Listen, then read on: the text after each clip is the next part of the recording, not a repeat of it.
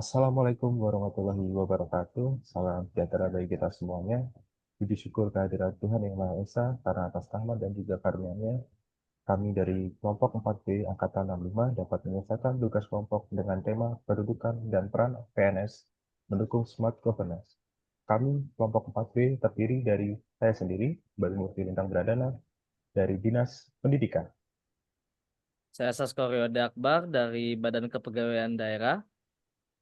Saya Aldi Raditya Putra dari Dinas KPKP. Saya Olivia Panjaitan dari Dinas Pendidikan.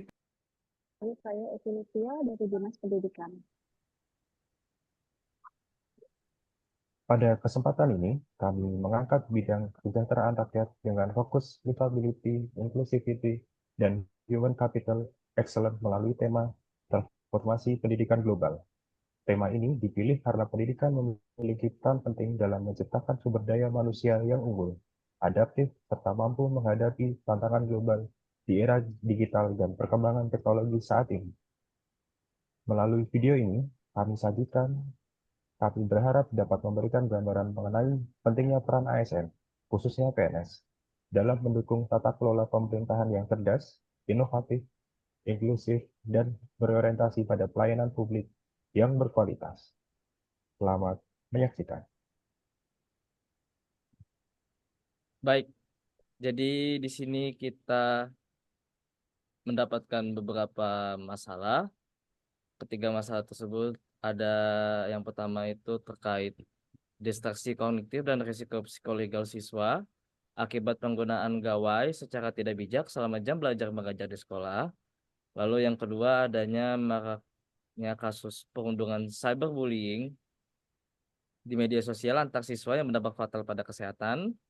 Lalu yang ketiga ada kesenjangan kesiapan sarana digital sekolah dalam mengadopsi kurikulum global, baik itu dari hambatan infrastruktur ataupun kasus Chromebook. Nah, untuk distraksi kognitif dan risiko penggunaan gawai atau HP ini kita mendapat dari bukti nyatanya dari Dinas Pendidikan DKI Jakarta dengan menerbitkan surat edaran tentang pemanfaatan gawai secara bijak. Ini aturannya muncul karena sudah jelas bahwa gawai itu mengganggu konsentrasi belajar dan merusak interaksi sosial nyata siswa. Ini juga sudah didukung dari detik.com, kompas.com, dan juga Halo PDK. Lalu berikutnya untuk kasus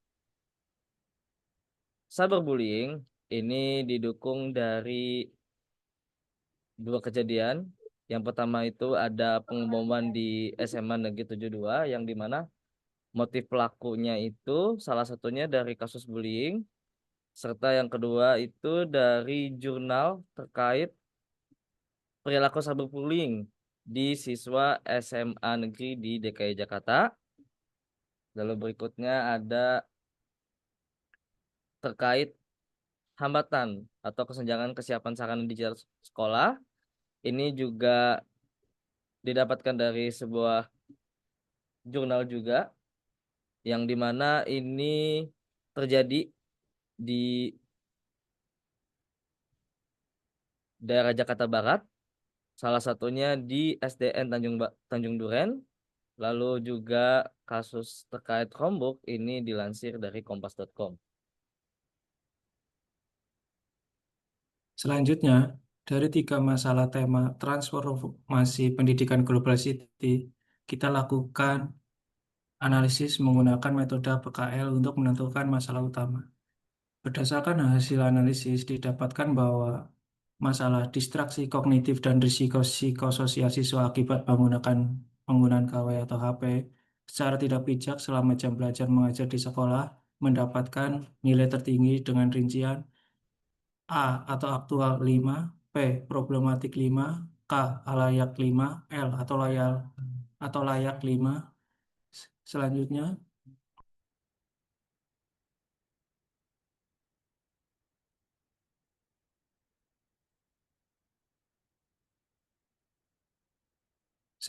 dari masalah tersebut kita analisis menggunakan metode Fishbone. Dari metode Fishbone ini kita analisis dari beberapa aspek, yaitu dari man, method, measurement, dan mission. Dari man, masalah ini disebabkan oleh rendahnya kontrol diri siswa atau self regulation dan kurangnya pengawasan orang tua terhadap jam cyber anak. Dari aspek metode, belum adanya SOP baku di sekolah mengenai tata cara penyimpanan dan pembatasan penggunaan gawai di ruang kelas. Dari aspek mesin, desain aplikasi media sosial yang ada adiktif dengan algoritma notifikasi yang terus-menerus memicu distraksi. Dari aspek measurement, belum tersedianya instrumen pengukuran tingkat konsentrasi atau indeks fokus belajar siswa di lingkungan sekolah. Selanjutnya, kita ke bagian penentuan penyebab utama. Berdasarkan keempat akar masalah dalam analisis Wishbone tadi, selanjutnya kami uji kembali menggunakan metode USP, urgency, seriousness, dan growth. Dalam metode ini, kami menemukan bahwa akar masalah utama terletak pada kategori metode dengan total skor tertinggi 15, yaitu ketiadaan SOP baku manajemen gawai di sekolah yang memicu beban fokus kegiatan belajar mengajar. Faktor ini menjadi penyebab utama karena belum adanya aturan baku di sekolah mengenai tata cara penyimpanan gawai siswa di kelas.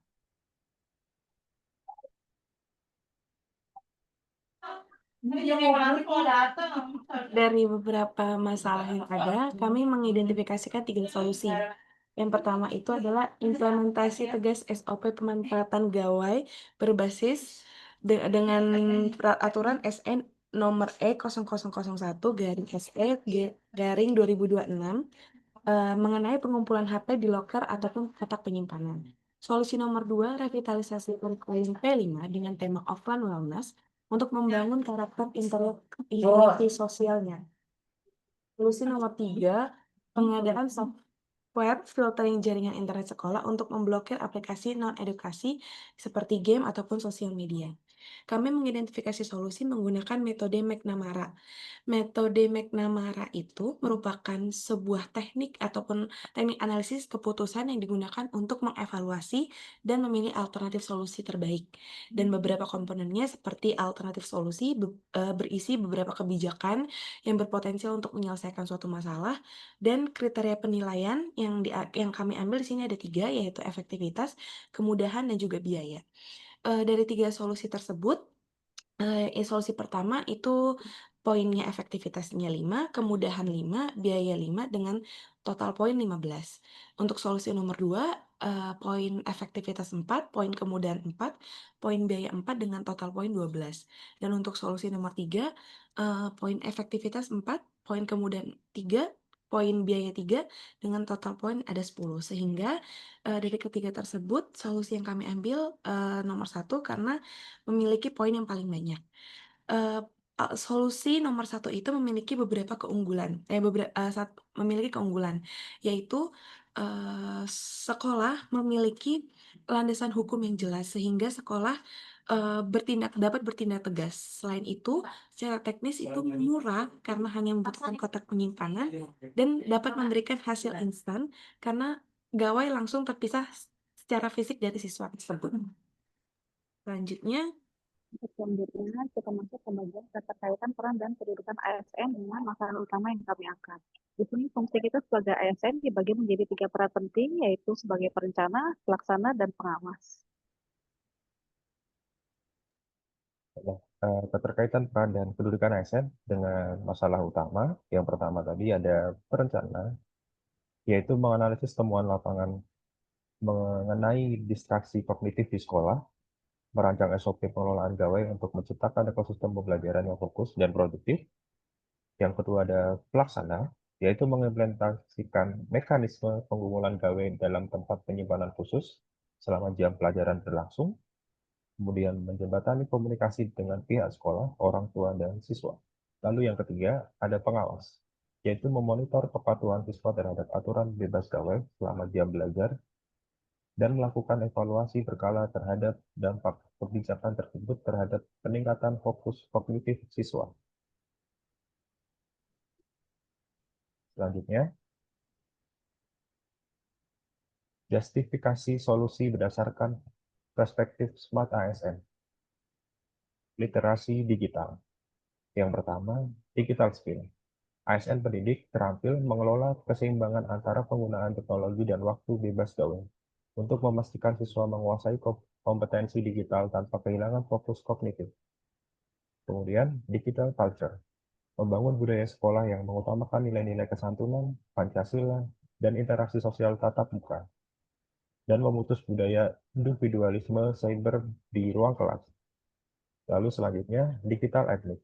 Guru menjadi teladan dengan membatasi penggunaan gawai pribadi untuk hiburan selama jam mengajar, menciptakan lingkungan belajar yang beretika dan bermartabat. Digital safety, melindungi kesehatan mental dan kesejahteraan psikososial siswa dari risiko kecanduan digital, perundungan siber, dan paparan konten negatif melalui pembatasan akses gawai di sekolah.